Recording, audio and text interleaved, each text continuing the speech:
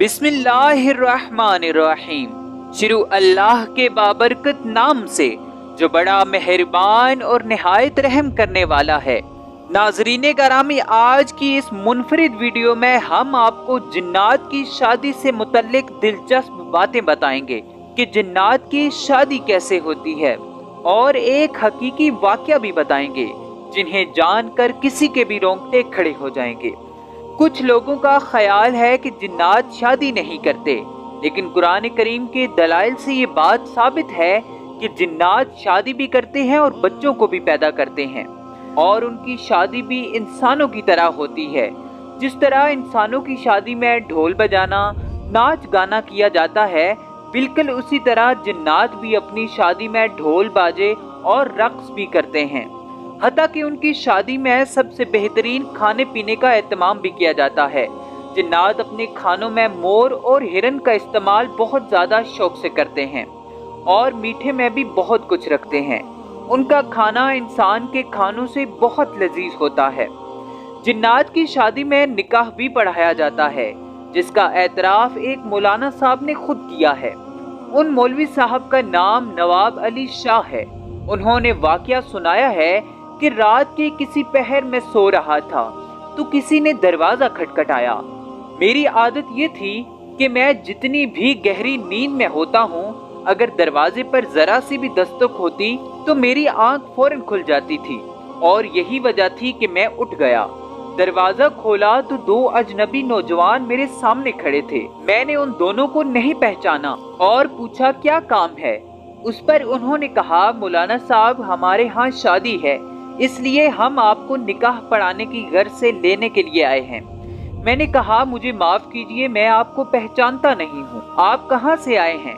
उन्होंने कहा कि हम दोनों पड़ोस वाले गांव से आए हैं।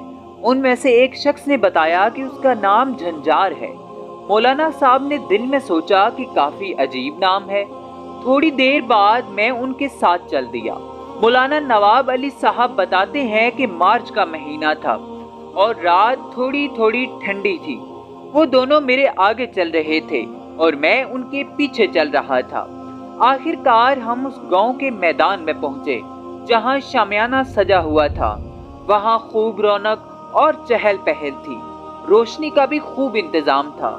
मैं इधर उधर देख ही रहा था कि एक आवाज आई, खुशामदीद मौलाना साहब। मेरे सामने एक शख्स शलवार कमीज में खड़ा था जो दूल्हे का बाप था, और उसका नाम सरदार मांस था।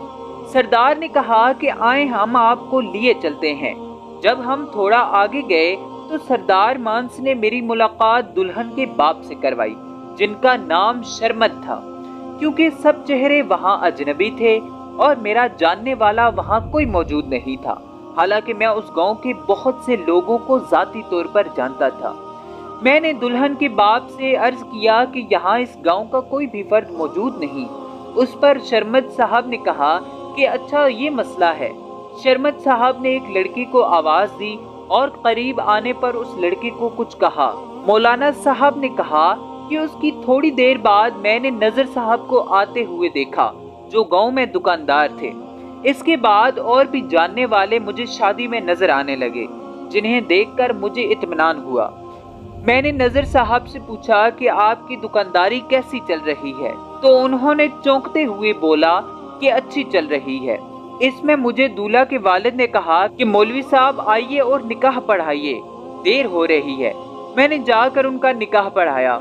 उन्होंने मुझे मिठाई और पैसे भी दिए। बाद में मुझे खाना भी खिलाया जो बेहद लजीज था। उसके बाद अफ्त और झंझार ने जो मुझे यहाँ लाए थे, उन्होंने मुझे घर छोड़ दिया और खुद भी वापस चले गए। मौलाना साहब ने कहा कि जब मैं सुबह उन लोगों से मिला जिनसे मेरी मुलाकात रात शादी में हुई थी, तो उनसे रात के वाक़े का जिक्र किया। उन्होंने बताया कि हम तो रात को कहीं नहीं गए थे, बल्कि अपने घर पर सो रहे थे और किसी भी शादी में शिरकत नहीं की हमने। मौलाना साहब बहुत हैरान हुए और घर वापस आ गए।